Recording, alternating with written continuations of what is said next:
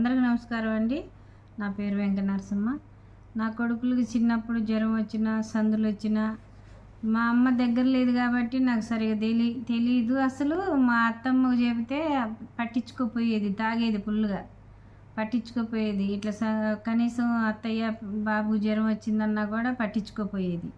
ఇంకా నేను ఎత్తుకొని నాకు ఎటు వెళ్ళాలో ఎటు పోవాలో అర్థం కాకుండా మా ఆయనకు చెబితేనేమో నేను డ్యూటీకి వెళ్తున్నా నువ్వే చూపించుకునేది.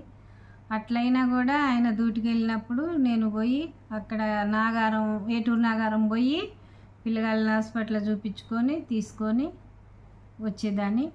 వచ్చి మళ్ళీ కొంచెం జ్వరం తక్కువైనాక ఎట్టుంది ఏం కథ అని మళ్ళీ మా ఆయన వచ్చి అడిగిన తర్వాత బాగానే ఉందని చెప్పి ఇంకప్పుడు మందులు గినక టానిక్లు గినక పోసుకున్నా. అప్పుడు మా వారు చాలా తక్కువ జీతం అండి. ఇంట్లో వెళ్ళే పరిస్థితి లేదు, 4 పిల్లలు. వెళ్ళే పరిస్థితి లేనప్పుడు మా అన్నయ్య, పెద్దన్నయ్య అక్కడనే ఉండేది. ఆ అన్నయ్య ఉన్న ఊరే నన్ను ఇచ్చారు. అన్నయ్య ఉండేది ఎప్పుడైనా అన్నయ్య పిల్లలకి జ్వరం వచ్చిందని కొంచెం పోయి కళ్ళ నీళ్ళు పెట్టుకుంటే మా అన్నయ్య డబ్బులు ఇచ్చేవాడు. డబ్బులు ఇస్తే పిల్లల్ని తీసుకుపోయి సందంతరం కట్టియటం కానీ, జ్వరానికి చూపియటం కానీ, అట్లా అంతరాలు వేయించుకురావటం కానీ, అట్లా ఆ రోజుల్లో అట్లా చాలా బాధలు పడి తర్వాత పిల్లల్ని చదివించుకొని చిన్నగా చదివించుకొని పిల్లల్ని చాలా వృద్ధిలోకి తీసుకొచ్చు. మా అమ్మ నన్ను ఇచ్చినాక చూడాలనుకుంటే అక్కడ వెంకటాపురం నుంచి పర్ణశాల మీద నుంచి వెంకటాపురం నుంచి డైరెక్ట్గా ఒక పడవలో గోదావరి ఒడ్డుకి మంగపేట నుంచి దాటి కమలాపురం నుంచి మంగపేట నుంచి కమలాపురం నడిచి వచ్చి, అప్పుడు ఒక్కటే బస్సు ఉండేది. నడిచి వచ్చి అప్పుడు నన్ను చూసుకొని మా అన్నయ్య కాడ ఉండి నన్ను చూసుకొని ఒక 4 రోజులు ఇట్లా 3 రోజులు ఉండి మళ్ళీ మా అమ్మ సేమ్ అట్టనే మళ్ళీ నడిచిపోయి వెంకటాపురం నుంచి అది మళ్ళీ మంగపేట దాటి వచ్చి మళ్ళీ పోయి చిన్న నౌక మీద పోయి మళ్ళీ అటు నుంచి వెళ్ళి బస్సు మీద వెళ్ళి భద్రాచలం వెళ్ళేవాళ్ళు.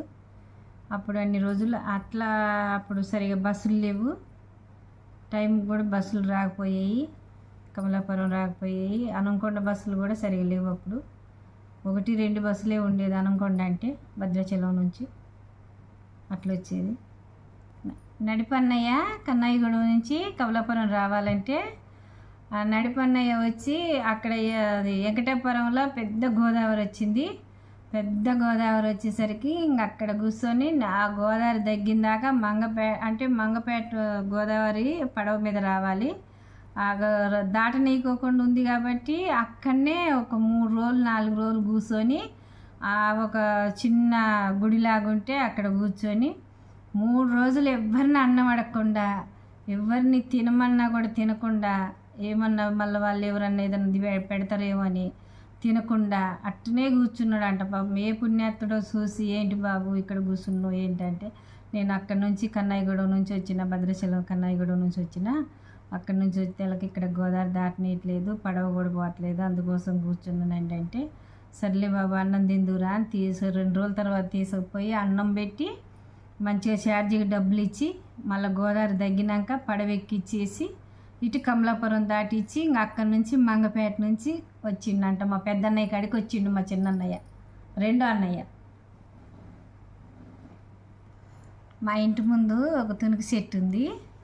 మా ఇంటి ముందు ఒక తునికి చెట్టు ఉంటే పెద్ద చెట్టు, తునికి చెట్టు ఉంటే ఆ తునికి చెట్టు ఎక్కి మా అక్కయ్య కూతురు, మా చిన్న తమ్ముడు, మా అక్కయ్య కూతురు, నేనేమో పెద్ద పిల్లని, వాళ్ళేమో చిన్న పిల్లగాళ్ళు కొద్దిగా. ఆ తునికి చెట్టు ఎక్కి తునికి పనులు కోసుకొని ఇక మా తమ్ముడికి, మా అక్కయ్య కూతురికి నేను తిందామని చెట్టు ఎక్కిన. ఆ లోపల మా చిన్నన్నయ్య వచ్చిండు. మా చిన్నన్నయ్య వచ్చి మంచిగా ఇంత పొడు కర్ర పట్టుకొని మెల తీసుకొని వచ్చిండు. నువ్వు ఆడపిల్ల చెట్టు ఎక్కిను, ఒకళ్ళ కింద పడితే కాలేసి ఎరిగితే నీ పరిస్థితి ఏందని, దిగవా బుజ్జి అనేసరికి నేను గబగబ మా అన్నయ్యని చూసి నాకు భయం వేసి నేను చిన్నగా దిగుతుంటే మళ్ళీ ఏడపడతానా అని పట్టుకొని దింపి 1-2 పీకులు పీకితే ఇంట్లో పడ్డదాకా ఉరికొచ్చిండే. అంతే. ఇంకొకసారి ఏం జరిగిందంటే మా అన్నయ్య బుజ్జి మా అమ్మ ఇంట్లో ఉంది, మా అమ్మమ్మ ఉంది. అప్పుడు బుజ్జి నువ్వులు పట్టుకొని రా, నేను బెల్లం తీసుకొని వస్తా అన్నాడు. మాకు పాతిళ్ళు ఉన్నది అప్పుడు. ఆ నువ్వులు పట్టుకొని రా బుజ్జి, నేను బెల్లం తీసుకొని వస్తా అని మా అన్నయ్య బెల్లం తీసుకొని వచ్చిండు. మా చిన్నన్నయ్య బెల్లం తీసుకొని వస్తే నేను ఒళ్ళో నువ్వులు పట్టుకొని నువ్వులు గంపల నుంచి నువ్వులు పోసుకొని ఇట్లా గిర్ర గిర్ర గిర్ర గిర్ర తిరుక్కుంటూ వచ్చి ఇంటి పునాది మీద పడి మూతికి దెబ్బ తగిలింది. మూతికి దెబ్బ తగిలినాక అప్పుడు మా అమ్మ వచ్చి ఏంటమ్మా కింద పడ్డవన్నీ చెప్తే, అన్న నువ్వులు పట్టుకురమ్మంటే నేను గిరాగిరా తిరిగి కింద పడ్డమ్మా, అన్న బెల్లం తీసుకొస్తాడు, నువ్వులు తీసుకురమ్మన్నాడు ఇంట్లో నుంచి. నువ్వు కొడతావని చెప్పిండు అన్న, తీసుకురమ్మని నాతో చెప్పిండు అమ్మ అంటే, మా అమ్మ అప్పుడు రక్తం మూతి పగిలిపోయి ఈ మచ్చ అదే. మా నాన్న ఏం చేసిండు, కన్నయ్యగూడ నుంచి ఎత్తుకొని భుజాల మీద ఎక్కించుకొని ఎటపాక తీసుకుపోయి అక్కడ డాక్టర్ ఉన్నాడు, మా ఊళ్ళో లేరప్పుడు. అక్కడ డాక్టర్ కాడ ఈ మూతికి ఇదంతా మందు వేయించుకొని కట్టేపించుకొని తీసుకొని వచ్చిండు.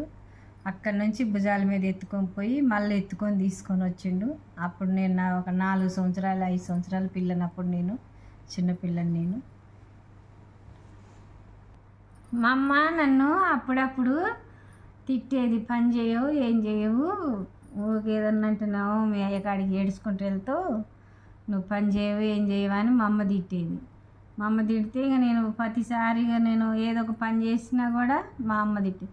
ఒకసారి మాత్రం మా నాన్న పెద్ద శాపం తీసుకొచ్చి, అమ్మ ఇక మొత్తం మంచిగా ముక్కలు ముక్కలు చేసి తోమి ఇది దాచిపెట్టి ఉంచమ్మా, అమ్మ వచ్చినాక ఇయ్యమ్మ కూర వండొద్దని చెప్పితే, నేను ఒకసారి ఏం చేసిన, మా అమ్మ మా అయ్య మంచిగా మెచ్చుకుంటారు నేను మంచి కూర వండుతున్నాని మొత్తం పెద్ద సెట్లో చేపలు వేసి అల్లగింత అంత ఉప్పు పసుపు కారం వేసి పెద్ద ఇంత పెద్ద పోతగంట ఉండేది.